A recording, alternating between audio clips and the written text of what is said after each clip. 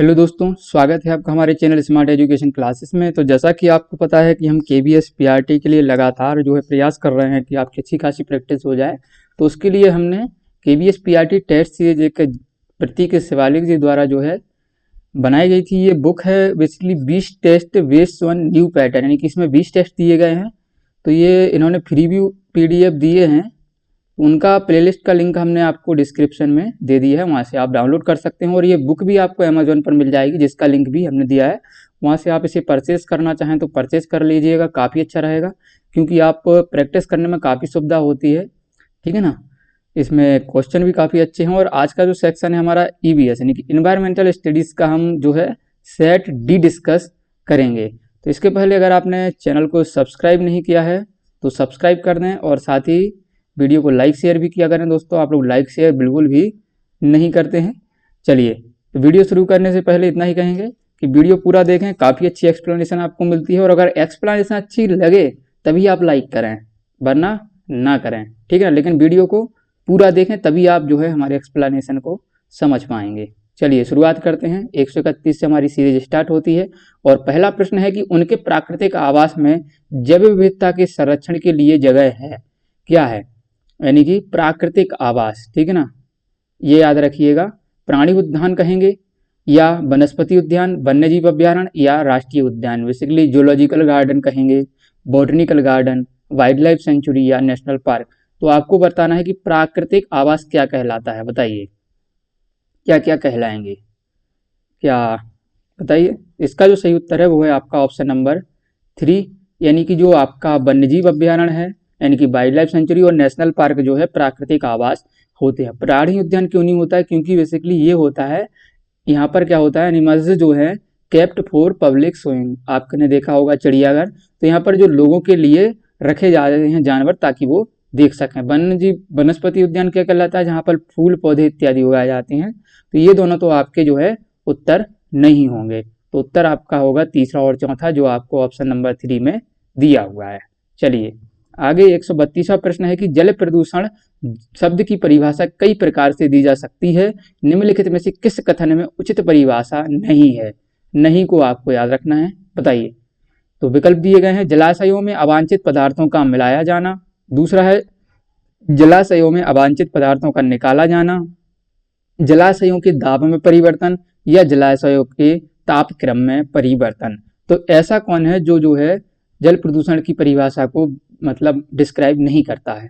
तो इसका जो सही उत्तर होगा वो होगा आपका ऑप्शन नंबर 3, जलाशयों में दाब का परिवर्तन। देखिए, जलाशयों में अगर अवांछित पदार्थ हैं तो बिल्कुल बात है कि जल प्रदूषण है, तो ये तो सही है, लेकिन हमें गलत बताना है, तो आपका उत्तर ये नहीं होगा। जलाशयों में अवांछित पदार्थों का निकालना, जब उसमें मिलाए गए हैं तो निकाले जा रहे हैं, तो ये भी जल प्रदूषण को मतलब इंडिकेट करता है। और तीसरा है जलाशयों, जो चौथा दिया है, जलाशयों के तापक्रम में परिवर्तन। आप उसमें गंदगी डालेंगे तो ताप में परिवर्तन होगा, तो ये भी आपका उत्तर नहीं होगा। तो उत्तर है आपका ऑप्शन नंबर 3। चलिए 133वां प्रश्न जो दिया गया है वो क्या है कि निम्नलिखित में से कौन सा विषाणु रोग नहीं है, कौन सा जो है वायरल डिसीज नहीं है? बताइए कौन नहीं है? डेंगू, एड्स, टाइफाइड, या इन्फ्लुएंजा। बताइए क्या है? तो देखिए, इसका जो आपका सही उत्तर है, जो वायरल डिसीज नहीं है, वो है आपका क्या? वो है आपका उत्तर जो हो जाएगा 133 का ऑप्शन नंबर 3, टाइफाइड। ठीक है, टाइफाइड जो है ये नहीं है। चलिए, ये क्या है टाइफाइड? बेसिकली क्या होता है आपका? बताइए क्या होता है टाइफाइड, क्या होता है ये आप बताएंगे। ठीक है ना, कमेंट में। डेंगू क्या होता है आपका? डेंगू ये आपका जो आपने सुना होगा मादा एडिस इजिप्टी जो है मच्छर होती है एक, उससे होता है डेंगू। ठीक है ना। एड्स किससे होता है आपका? HIV वायरस से। ठीक है ना, HIV वायरस से एड्स होता है, जिसको और 1 दिसंबर को हम क्या मनाते हैं? विश्व एड्स दिवस मनाते हैं, ये भी आप याद रखिएगा।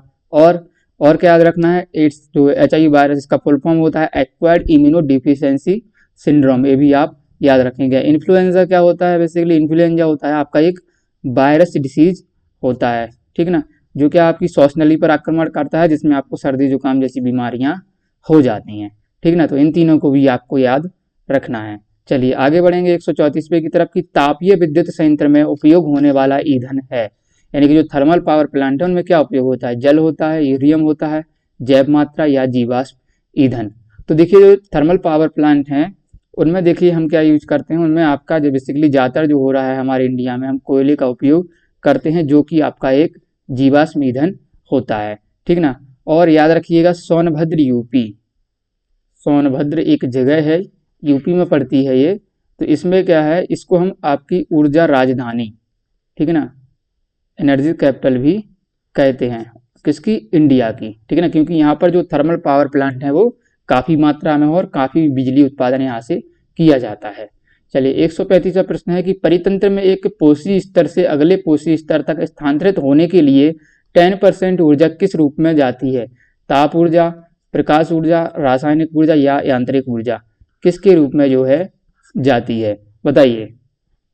आपने एक लॉ पढ़ा होगा 10% लॉ, ठीक ना। मान लीजिए यहाँ पर 100 किसी के पास एनर्जी है तो अगले जीव में जो है 10 एनर्जी जाएगी, यानी कि जो 90% है वो ऊर्जा का लॉस यहाँ से यहाँ जाते में हो जाता है। तो ये जो 10% एनर्जी इसके पास पहुँच रही है वो किस रूप में पहुँच रही है आपको बताना है। तो ये जाती है आपकी केमिकल एनर्जी, रासायनिक ऊर्जा के रूप में जो है जाती है। चलिए आगे 136वां प्रश्न है, काफ़ी बड़ा है, ध्यान से पढ़िएगा। देखिए यहाँ जैव विविधता के संबंध में कुछ कथनों में से उन कथनों को चुनिए जो जैव विविधता संकल्पना का सही वर्णन करते हैं। जैव विविधता का अर्थ है किसी क्षेत्र में पाए जाने वाले पादपजत और प्राणीजत की विभिन्न स्पीसीज, यानी कि विभिन्न प्रजातियां। क्या ये सही हो सकता है? हो सकता है। आगे देखेंगे, जैव विविधता का अर्थ है किसी क्षेत्र में पाए जाने वाला पादपजत, ये तो गलत हो जाएगा क्योंकि यहाँ पर केवल किसका जिक्र कर दिया गया है, एक चीज का। जैव विविधता वन में अपेक्षाकृत अधिक होती है, क्या ऐसा होता है? देखेंगे। चौथा दिया है, जैव विविधता का अर्थ है किसी क्षेत्र में पाई जाने वाली एक विशेष स्पीसीज की विशिष्ट क्योंकि कुल संख्या। तो एक का जिक्र नहीं करना है, जब बायोडायवर्सिटी का जिक्र कर दिया है तो एक का तो बात होगी नहीं। तो इसका जो आपका उत्तर है वो है आपका ऑप्शन नंबर 3, ठीक ना, 136 का, जिसमें आपका पहली बात सही है कि जैव विविधता का अर्थ है किसी क्षेत्र में पाए जाने वाली पादपजत और प्राणीजत दोनों का जिक्र हुआ है। तीसरे में क्या हुआ है कि जैव विविधता जो है वनों में अधिक पाई जाती है, ठीक है ना। तो ये चीजें जो है आपकी सही होंगी। ऑप्शन नंबर 3 में दिया है, पहला और तीसरा सही है। चलिए 134वां प्रश्न है कि दिहांग और दिबांग जैव मंडल भंडार कहाँ स्थित हैं, बताइए। कल के वीडियो में ही जिक्र किया गया था इसका। त्रिपुरा में है, अरुणाचल प्रदेश, मेघालय या असम, बताइए कहाँ है आपका दिहांग और दिबांग। तो ये पड़ता है आपका जो है अरुणाचल प्रदेश में, ठीक है ना, अरुणाचल प्रदेश में ये पड़ता है। क्या त्रिपुरा में कोई आपका बायोस्फीयर रिजर्व है? बिल्कुल नहीं है। क्या मेघालय में कोई है? बिल्कुल है। मेघालय में जैसे आपका हो गया नोकरेक बायोस्फीयर रिजर्व कहाँ है? मेघालय में। असम में है? बिल्कुल है, 2 हैं। कौन कौन से? एक तो आपका मानस आ जाता है, मानस बायोस्फीयर रिजर्व में असम में। दूसरा कौन है आपका जो है डिब्रू साइखोवा जो है आपका कहाँ पड़ता है? ये पड़ता है आपका असम में। चलिए अगला प्रश्न 138वां कि 2011 की जनगणना के अनुसार 2001 से 2011 के दौरान आबादी में वृद्धि हुई थी 23 करोड़, 14 करोड़, 15 करोड़ या 18 करोड़। तो देखिए जो 2001 के बाद 2011 में हमारी 10 की जनगणना हुई थी, तो इसमें जो है क्या हुआ था, इसमें हुई थी आपकी 18 करोड़ की जो है वृद्धि हुई थी, जो कितनी परसेंटेज में कहा जाए तो कितनी थी, 17.6% ये रही थी। चलिए अगला प्रश्न 139वां कि 6 अक्टूबर किसके रूप में मनाया जाता है। तो यहाँ पर थोड़ा आप सही करेंगे, आपको करना है यहाँ पर 3 मार्च, ठीक है ना, 3 मार्च किसके रूप में मनाया जाता है? विश्व प्रकृति दिवस, विश्व वन्यजीव दिवस, विश्व पक्षी दिवस या विश्व ऊर्जा संरक्षण दिवस। तो याद रखना है कि जो वर्ल्ड वाइल्ड लाइफ डे है, विश्व वन्यजीव दिवस है आपका जो है वो 3 मार्च को मनाया जाता है, ये चीज आप याद रखेंगे। चलिए 140वां प्रश्न है आपसे कि जो है UNCSD, ठीक है ना, तो यहाँ पर आपको करना है, ये इसको हटा के UNSCD को आपको बताना है कि UNCEO यहाँ पर होना चाहिए, ठीक है ना, UNCEO यहाँ पर होगा। तो इसका जो है इसको भी जाना जाता है किस रूप में? पृथ्वी शिखर सम्मेलन 2012, Rio+20 या Rio 2012। तो इसका जो सही उत्तर होगा वो है आपका ये सभी, क्योंकि इन्हें हम आपका रियो सम्मेलन कहते हैं, पृथ्वी सम्मेलन कहते हैं, ठीक है ना, Rio 20 भी इन्हें कहा जाता है, ठीक ना, क्योंकि 20 में जो इसका सबमिट हुई थी तो उसे क्या कहा गया था, रियो 20 कहा गया था, जो आपकी रियो डी जेनेरियो में 2012 में हुई थी। ठीक है ना, तो ये जो है एक ही चीज़ होती हैं। इसमें क्या होता है जो आप देख रहे होंगे UNCEO, तो इसका फुल फॉर्म अगर पूछा जाए कभी तो वो क्या होता है, United Nation conference on environment organisation, जो आपकी कह सकते हैं प्रजातियों पर कार्य करता है, पर्यावरण पर कार्य करता है, पर्यावरण के प्रति जागरूकता को बढ़ावा देना, ठीक है ना, और जो गैर परंपरागत ऊर्जा स्रोत हैं उनको बारे में उपयोग करना, जैसे कि आपका जो सोलर एनर्जी है उसका प्रयोग करना, ये हमें बताता है। ठीक है, इसका उत्तर होगा ऑप्शन नंबर आपका जो बन दिया है। चलिए आगे बढ़ेंगे। 141वां प्रश्न है कि बाघ परियोजना किस वर्ष में भारत सरकार द्वारा शुरू की गई, 1978, 1982, 1992 या 1972? बताइए। तो ये शुरू की गई थी, अगर विकल्प के हिसाब से जाएं हम तो 1972, क्योंकि 1973 इसमें कहीं दिख नहीं रहा है जिस वर्ष ये जो है अप्लाई की गई थी। ठीक है, इसके बारे में और हम जानेंगे। बात की जा रही है टाइगर की, तो याद रखिएगा टाइगर जो है इसका आपको जो है वैज्ञानिक नाम भी आना चाहिए, तो वो होता है आपका पैंथेरा ट्रिगिस, क्योंकि कई एग्जाम में ये पूछा गया। पैंथेरा ट्रिगिस हम टाइगर को कहते हैं। और तारीख याद रखेंगे अगर आप 29 जुलाई को क्या होता है आपका विश्व टाइगर दिवस, इंटरनेशनल टाइगर डे, विश्व टाइगर डे 29 जुलाई को होता है। बात करें अगर प्रोजेक्ट टाइगर की शुरुआत कब कही गई, 1973, 72 दिया है तो हम 72 टिक कर सकते हैं। किसके अंतर्गत की गई थी, इस समय पीएम कौन थी आपकी प्रोजेक्ट टाइगर के समय, पीएम थी आपकी इंदिरा गांधी जी। क्यों की गई थी, क्योंकि इस समय जो है टाइगर्स की संख्या जो है काफ़ी कम हो रही थी, तो हमें उनका संरक्षण करना था। ठीक है ना, और 1972 क्यों दिया है, क्योंकि जो आपका वाइल्ड लाइफ प्रोटेक्शन एक्ट आया था 1972, उसी के अंतर्गत ही तो ये लाया गया था प्रोजेक्ट टाइगर। ठीक है, तो इस प्रकार से ये आपको दिया गया है। चलिए 142वां प्रश्न है कि भारत की आज़ादी के 50वें वर्ष में कौन सी पंचवर्षीय योजना शुरू की गई थी, यानी कि जो आज़ादी के 50 वर्ष, आज़ादी कब मिली थी, 1947 में, 50 अगर इसमें प्लस कर देंगे तो क्या आ जाएगा 1997। तो किस सत्र को जो है मिली थी, छठी में आ रहा है, 9वीं में, 7वीं में या 8वीं में?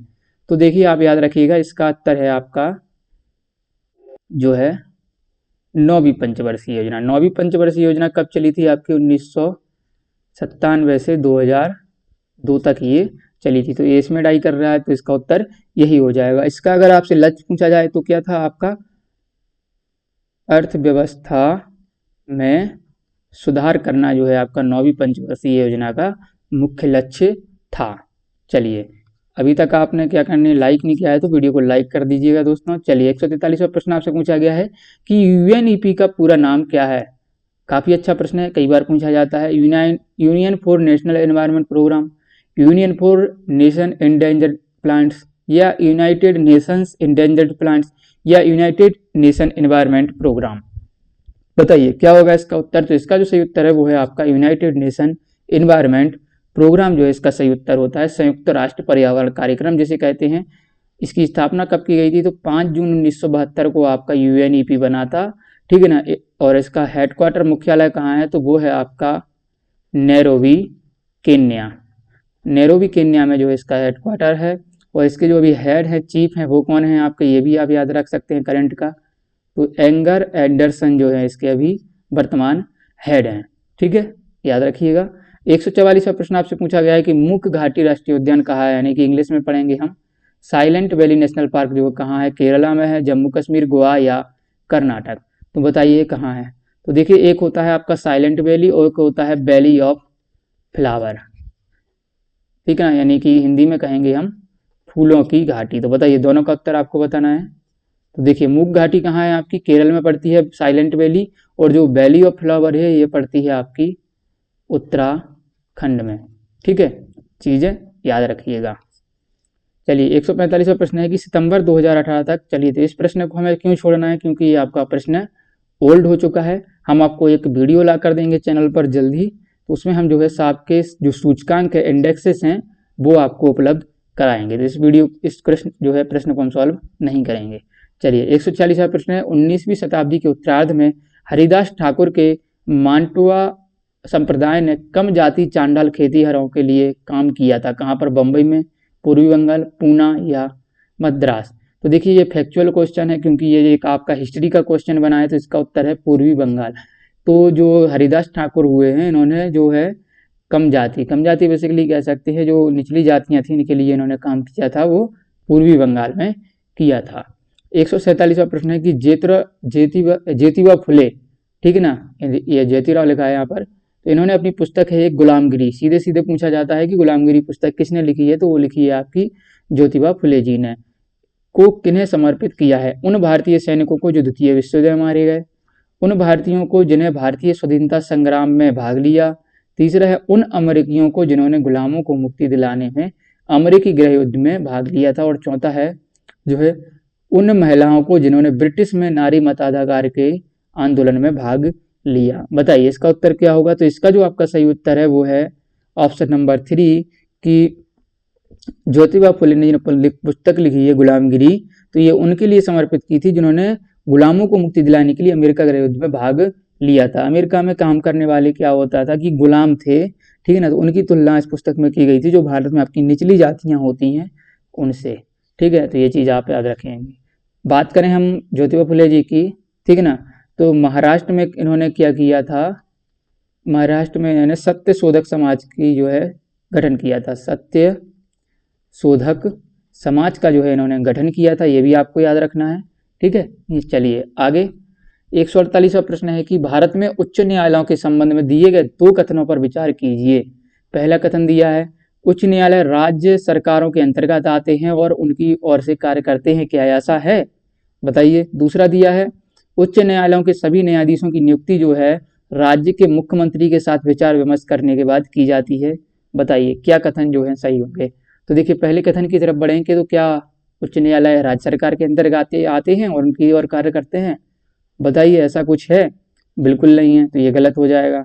दूसरा दिया है उच्च न्यायालय क्या सभी न्यायाधीशों की नियुक्ति जो है मुख्यमंत्री की राय से होती है, नहीं होती है, तो ये जो है ऑप्शन नंबर ए और बी दोनों गलत हैं, ठीक है ना। बात आई है आपकी हाई कोर्ट की, तो हाई कोर्ट किसके अंतर्गत आता है आपका, तो आर्टिकल जो आपका 214 है, इसमें ये कहा गया है कि जो है प्रत्येक राज्य में आपका एक जो है उच्च न्यायालय होगा, 214 याद रखिएगा। चलिए 149वां प्रश्न है कि अधिक गहराई में स्थित खनिज निक्षेपों तक पहुंचने के लिए गहरे छिद्र बनाए जाते हैं, इस प्रकार को खनन कहा जाता है, कैसे कहा जाता है, उत्खनन, विवृत खनन, कुपकी खनन या प्रभेदन, ठीक है ना, बताइए क्या कहा जाता है। तो आप देख लीजिए, मान लीजिए ये आपकी जमीन है, इसमें क्या होता है एक जगह छेद कर दिया जाता है और ये पूरी परत जमी रहती है और यहाँ नीचे नीचे जो है गहरी खुदाई चलती रहती है, तो इसे कहा जाता है कुपकी खनन, जिसे हम कहते हैं सॉफ्ट माइनिंग, ठीक है ना, ये कहलाता है आपका सॉफ्ट माइनिंग, ऑप्शन नंबर 3। आगे है 150वां प्रश्न, आज का लास्ट प्रश्न है सीरीज का, तो अभी तक भी आपने लाइक नहीं किया है तो लाइक करिएगा। लद्दाख में पाए जाने वाला यूरेनियम एक उदाहरण है निक्षेप संसाधन का, वास्तविक संसाधन का, संभाव्य संसाधन का और भंडारण संसाधन का। तो देखिए लद्दाख में बेसिकली कुछ संसाधन नहीं पाए जाते हैं, लेकिन ये पाया जा रहा है, तो ये उदाहरण हो जाएगा आपका पोटेंशियल रिसोर्स यानी कि संभाव्य संसाधन का एक उदाहरण हो जाता है, ठीक है। तो ये थे आज के 20 प्रश्न, आपको कैसे लगे कमेंट करके बताएं, आपको कितने सही निकले ये भी आप कमेंट कर सकते हैं। चैनल को सब्सक्राइब नहीं किया है तो सब्सक्राइब करिए, वीडियो को लाइक शेयर भी किया करें दोस्तों। धन्यवाद, अगले वीडियो में जल्दी मिलेंगे। जय हिंद, जय भारत।